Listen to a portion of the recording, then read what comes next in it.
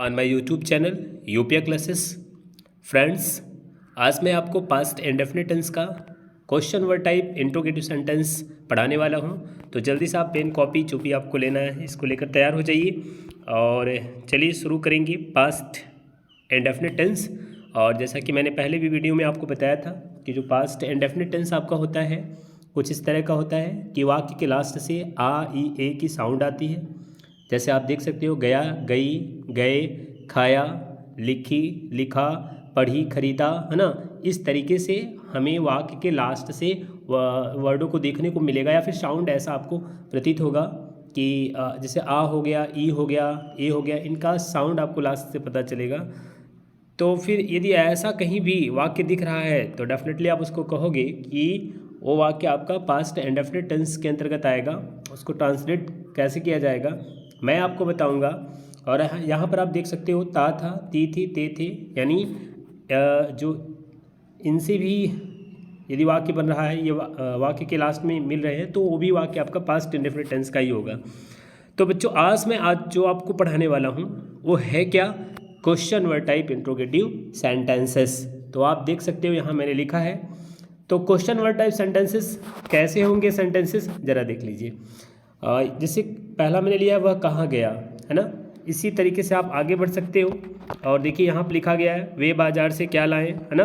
फिर देखिए तुम वहाँ क्यों गए। फिर जैसे आप पूछ सकते हो कि किसने मेरी कलम चुराई। फिर आगे देखिए कौन कौन आया, ठीक। आगे देखिए लिखा गया तुम आज कितना दूध पिए। तो इस तरीके से हमने ढेर सारे सेंटेंसेस को लिया है। तो दोस्तों यदि आप इनका ट्रांसलेशन सीखना चाहते हो या फिर इनसे रिलेटेड जो आपके सेंटेंसेस बनेंगे उनको आप इंग्लिश में बोलना चाहते हो, इंग्लिश में कन्वर्ट करना चाहते हो, तो प्लीज़ आप मेरे वीडियो के साथ बनिए, इसको पूरा देखिए।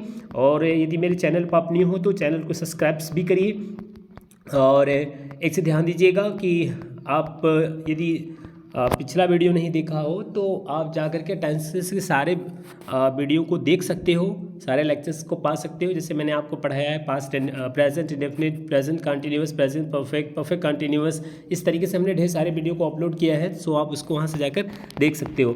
आइए बिना देर किए शुरू करते हैं कि कैसे ट्रांसलेशन आप करोगी। यानी जब आपसे पूछा जाएगा कि वह कहाँ गया तो आप इसको कैसे इंग्लिश में ट्रांसलेट करोगी। तो थोड़ा सा देखिए, जब भी इंट्रोगेटिव सेंटेंसेस आएगा वो भी पास्ट इंडेफिनिट टेंस में और क्वेश्चन वर्ड टाइप रहेगा तो आप सबसे पहले उस वाक्य का क्वेश्चन वर्ड पहले लिखिएगा। जी आपको करना क्या है, क्वेश्चन वर्ड को पहले लिखना है। यानी वाई हो गया, क्यों, कब, कैसे, कहाँ, ये जो वर्ड्स होते हैं जिनसे प्रश्न बनता है उनको आपको पहले लिखना है, यानी उसकी इंग्लिश आपको पहले लिखना है। फिर आपको पास्ट इंडेफिनिट के हेल्पिंग वर्ब डिड को यूज करना है और डिड के तुरंत बाद जो वाक्य का सब्जेक्ट होगा उसको लिखना है। तो याद रखिएगा, पहले क्वेश्चन वर्ड, फिर हेल्पिंग वर्ब, फिर आपका सब्जेक्ट हो जाएगा।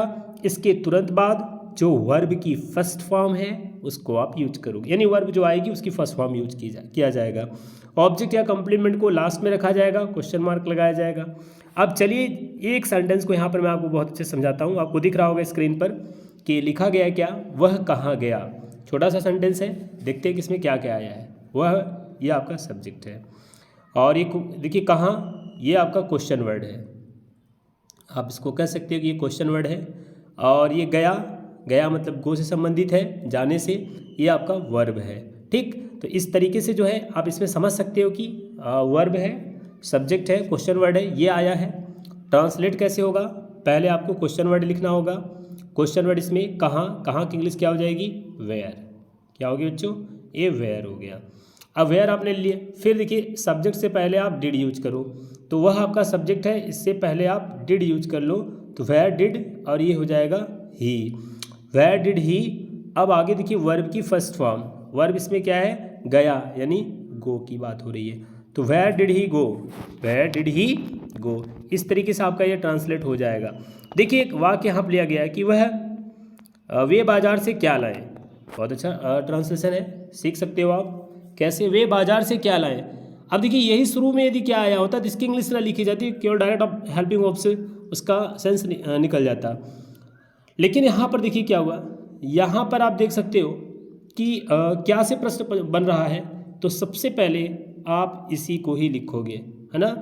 सबसे पहले क्या किया जाएगा, आप इसी को ही लिखेंगे। तो चलिए देखते हैं। सबसे पहले आप क्या की इंग्लिश, क्या मीन्स आप बता सकते हो, क्या का मतलब है व्हाट। तो सबसे पहले आप ये व्हाट यूज कर लीजिए और व्हाट के तुरंत बाद आपको यूज करना है हेल्पिंग वर्ब, जैसा कि रूल्स में देख सकते हो। तो ये व्हाट हो गया और ये डिड हो गया, व्हाट डिड, और सब्जेक्ट के रूप में आपको यहाँ दे मिल जाएगा, व्हाट डिड दे। अब देखिए लाया, लाना मतलब ब्रिंग, क्या बेटा ब्रिंग। तो लाने की इंग्लिश क्या होती है ब्रिंग। तो आप यहाँ वर्ब की फर्स्ट फॉर्म लिखोगे ब्रिंग। तो चलिए ये आपका ब्रिंग हो गया। इस तरीके से आप समझ सकते हो, है ना। तो सबसे पहले आपने व्हाट लिखा, व्हाट के बाद आपने यूज किया क्या डिड, और आपका सब्जेक्ट हो गया दे। और यहाँ से आप समझ सकते हैं कि ये क्या हो जाएगा, ये आपका वर्ब आपका ब्रिंग हो गया। और सी की इंग्लिश आप फ्रॉम लिख लीजिए और लास्ट में आप बाजार लीजिए, from the market. What did they bring from the market, translate हो गया। आगे बढ़ते हैं और अगला ट्रांसलेशन देखिए क्या है यहाँ पर, तुम वहाँ क्यों गए, तुम वहाँ क्यों गए। कैसे ट्रांसलेट होगा, क्वेश्चन वर्ड सबसे पहले लिखा जाएगा। तो क्यों की इंग्लिश आप पहले लिखिए, क्यों मीन्स वाई, क्या बेटा ये वाई। तो वाई को आप पहले लिख लीजिए। इसके तुरंत बाद देखिए क्या है, आपको हेल्पिंग वर्ब यूज करना है, चूँकि पास्ट इंडेफिनिट टेंस का क्वेश्चन वर्ड टाइप जब भी आपको वाक्य मिलेगा उसकी हेल्पिंग वर्ब क्वेश्चन वर्ड के बाद आ जाएगा। तो ये क्वेश्चन वर्ड हो गया और ये आपका हेल्पिंग वर्ब। अब देखिए सब्जेक्ट है, सब्जेक्ट इसमें देखिए तुम वहाँ क्यों नहीं, तुम वहाँ क्यों गए, यानी तुम इसमें सब्जेक्ट है। तो वाई डिड, और ये तुम मतलब यू, वाई डिड यू। अब देखिए वर्ब का फर्स्ट फॉर्म तो ये हो जाएगा गो, और वहाँ आप लास्ट में यूज कर लीजिए, ठीक। तो why did they go there, complete जी, बिल्कुल। आगे बढ़ते हैं और नेक्स्ट देखिए क्या है यहाँ पर। अगला है किसने मेरी कलम चुराई, यानी कौन मेरी कलम चुराया। तो कौन मेरी कलम चुराया या किसने, दोनों का सेंस एक ही आ रहा है, इसलिए क्वेश्चन वर्ड यहाँ पर क्या आ जाएगा, ये आपका हु हो गया। अब आपने इसमें क्वेश्चन वर्ड लिख लिया हु। अब देखिए ये क्वेश्चन वर्ड, अब इसमें सब्जेक्ट की बात की जाएगी तो सब्जेक्ट तो कंफर्म नहीं है, किसने, यही जो इसका उत्तर आएगा, किसने मतलब कौन, वही अर्थात ये उस नाउन के लिए आया है जो कलम चुराया है। तो एज इसको सब्जेक्ट मान लीजिए, तो आपका ये हो गया हु हो गया सब्जेक्ट के रूप में, क्वेश्चन वर्ड यहाँ पर लिख लिया आपने। फिर अब आप डिड ना यूज करिए, सब्जेक्ट मत यूज करिए, चूँकि आप इतना छोड़ दीजिए, आप यहाँ से शुरू कर लीजिए।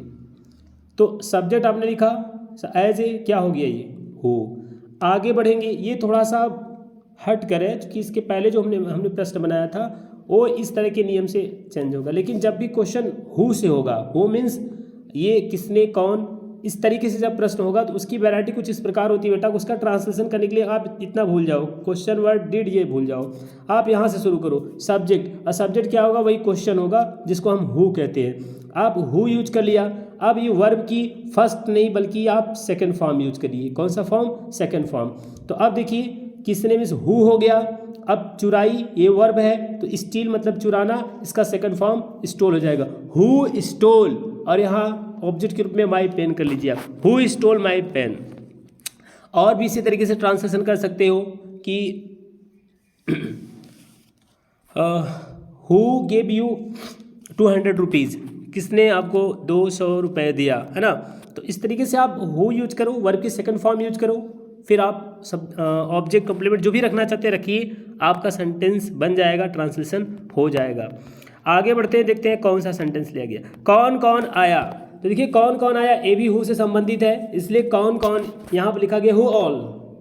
क्या हो गया बेटा, ये हो गया हु ऑल। कौन कौन, केम, ये वर्ब की सेकंड फॉर्म यहाँ लिखी जाएगी केम, हु ऑल केम, कौन कौन आया। आगे बढ़ते हैं, नेक्स्ट देखते हैं, तुम आज कितना दूध पिए। अब इसको भी समझना है, इसमें प्रश्न क्या है, कितना दूध है, यानी हाउ मच मिल्क। क्या हो जाएगा बेटा, हाउ मच मिल्क, इसमें आपका क्वेश्चन वर्ड हो गया। तो सबसे पहले कितना दूध की इंग्लिश लिखी जाएगी यहाँ पर क्वेश्चन वर्ड के रूप में। तो ये हो गया आपका हाउ मच मिल्क, ये देखिए पहला काम आपने कर लिया। अब आपको डिड यूज करना है, ये दूसरा काम हो गया। सॉरी, हाउ मच मिल्क ये पूरा आपका हो जाएगा, डिड आपका यहाँ पर लिखा जाएगा। तो हाउ मच मिल्क डिड हो गया, सब्जेक्ट ग्रुप में तुम हो गया you, how much milk did you, और अब पीने की इंग्लिश लास्ट में लिखी जाएगी पीए अर्थात drink, how much milk did you drink, और आज ये मतलब टुडे। फिर से इसको समझ लीजिए बेटा, सबसे पहले आपको क्या काम करना है, कितना दूध यानी हाउ मच मिल्क ये लिख लेना है। उसके बाद हेल्पिंग वर्ब, क्या है हेल्पिंग वर्ब, डिड। फिर सब्जेक्ट, सब्जेक्ट क्या है तुम मतलब यू हो गया। और फिर नेक्स्ट अब आपका वर्ब की फर्स्ट फॉर्म ये ड्रिंक हो गया। और उसके बाद देखिए ऑब्जेक्ट या कॉम्प्लीमेंट या अदर वर्ड्स आपका लास्ट में होगा टुडे। ठीक इस तरीके से नेक्स्ट बढ़ते हैं, अगला देखते हैं सेंटेंस क्या है। अब देखिए अगला सेंटेंस है कि वह स्कूल क्यों नहीं गई। अब ये निगेटिव हो गया है, जब निगेटिव हो जाएगा ये रूल्स आपका सेम रहेगा, means question word did subject जो भी रहेगा, लेकिन यहाँ पर वर्ब की फर्स्ट फॉर्म और सब्जेक्ट इसके बीच में आपका ये नॉट आ जाएगा। ठीक, आगे आपका ऑब्जेक्ट या कॉम्प्लीमेंट सेम जैसे वैसे रहेगा। देखिए वाक्य क्या है, वह स्कूल क्यों नहीं गई, वह स्कूल क्यों नहीं गई, क्यों इसी की इंग्लिश आप पहले लिखिए वाई। अब देखिए नहीं गई, आप यहाँ पर डिड यूज कर लीजिए, ये डिड हो गया। अब देखिए नॉट भी आया था आगे, उसको यहीं पे लगा दिया गया डिडंट, कोई बात नहीं चल जाएगा। तो ये हो गया देखिए क्वेश्चन वर्ड वाई, और ये आपका डिड और आपका ये सब्जेक्ट हो गया जिसको हम सी कहेंगे, ये वह हो गया। तो वाई डिडंट सी। अब आगे देखिए यदि आप यहाँ नॉट नहीं लगाएंगे केवल डिड लगाएंगे तो अब यही नॉट लिखेंगे सी नॉट। अब ये आपका गई अर्थात go to school, why did she not go to school ऐसे भी कह सकते हो, या आप शॉर्ट रूप में आप क्या कहोगे, शॉर्ट में आप यही कहोगे बेटा why didn't she go to school, वह स्कूल क्यों नहीं गई। तो आज मैंने आपको पास्ट इंडेफिनिट टेंस का question word type interrogative sentence पढ़ा दिया है, और इस तरीके से ये पास्ट इंडेफिनिट टेंस आपका ख़त्म होता है। और मैं कल आपको पास्ट कंटिन्यूअस का वीडियो अवेलेबल कराऊंगा, तो प्लीज़ गाइस आप मेरे चैनल को आगे बढ़ाइए, वीडियो को लाइक करिए, कमेंट करिए, शेयर करिए, और मैं आपसे कल फिर मिलता हूं, और कल होगा एक नेक्स्ट वीडियो। तब तक के लिए बाय बाय।